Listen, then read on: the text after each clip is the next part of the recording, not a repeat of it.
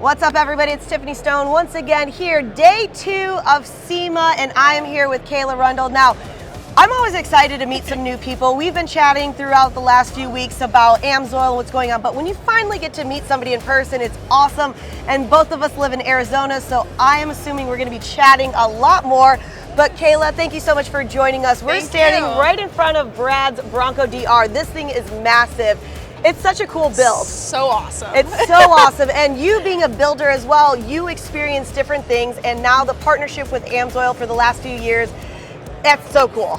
Thank you. Yeah, I definitely want to get in the off-roading scene. I'm more known for track builds, specifically with like LS engines. I have quite a few cars. My last project was my LS swapped BMW E30, which of course I run AMSOIL in.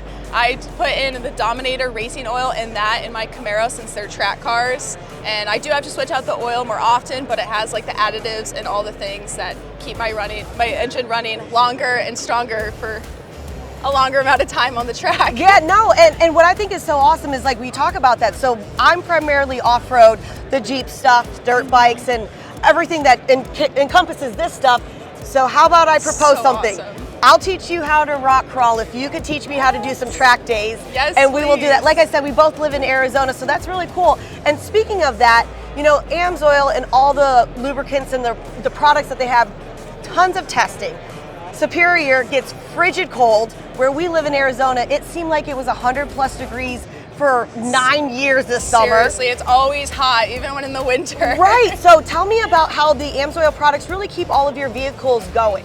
Yeah, so obviously that depends on the weight of the oil for winter ratings at all, like as well. So sometimes I'll even boost up the winter rating in like viscosities of oils to help with, if it's a higher temperature day, I'll run a thicker oil. So then I don't run into any viscosity issues, so that's one option. But I prefer the Signature series because, especially in cars like my Civic, it'll run a lot longer, a lot stronger. That has a lot more additives, and I have never had any issues on a track day with my Dominator racing oil. Yeah. I haven't tracked my Civic yet, the Signature series, because I try to keep that going for at least 10,000 miles. Okay. It's more of a daily driver, but hitting all the different aspects of AMSOIL and all the different products you guys have is awesome. And the oil filters, I love it. I pump through those. Yeah, no, and what I really like about this, what we're talking about, so I drive super slow. It's like 2 to maybe 5 miles per hour. Like, it is slow. And I'm assuming, obviously, you go way faster. So I am pretty excited. If you guys want this to happen, maybe we can switch and do a little switcheroo. I'll teach you, like I said, that you take me to a track day. But moving over for 2025, you know, this is SEMA. It's pretty much the end of the season for us. We're gearing up. It is our cool time now, so now we could go out and play a little bit. Driving season is track season in Arizona. It's wheeling season in Arizona. So what do you think is going to really happen for you in 2025? What are you working towards? Some new builds? I know I was like, hey, I heard you got 3 builds. You're like, Tiffany, I actually have 11, but 3 of them. So what's on the docket for 25? I keep a lot of my builds hidden. I only show what I'm like currently working on, pumping out mods and the cars that I really take to the track every day. But for this next year, my goal is to actually build a classic car, like a carburetor engine, old body style, because everything I've been doing has been, you know, newer.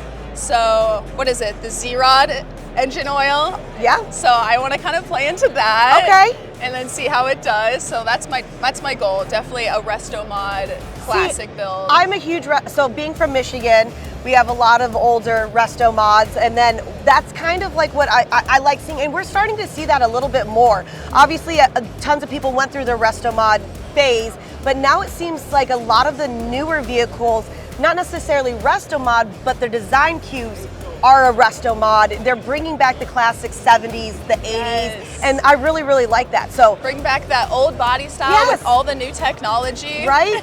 And then you don't have to worry about anything. Everything's gonna start, everything's gonna run great. Well, that's Kayla, the goal all the time. On the track, it better run good for as long as possible. I mean, that is true. Mine, I'm like, please don't tip over. Please don't tip over. Every day you're praying, but AMSOIL saves that prayer. Well, and there's days like we've done, like we were talking about the heat. there's sometimes we're gonna go to like Bumblebee or Terminator, the trails out there, Yeah. and they're 10-hour days depending on how you wheel and if you get stuck. So thank you, Kayla, for joining us. Now, if you guys want to see Kayla's builds for 2025 and beyond, where can we find you? Yeah, you guys can find me on YouTube or Instagram. It's all at KaylaRundle, my name. So that is awesome. Hit me up there, check out my content. All I do is build track cars in my garage. It's the dream. And a new one, a new possible resto mod, which I'm excited for. And like I said, since both of us live in Arizona, I am assuming I'm probably going to be able to check in with her some more. So if you guys want that to happen, let us know, Yes, okay? and we'll go off-roading. And we'll go off-roading. Thanks, guys.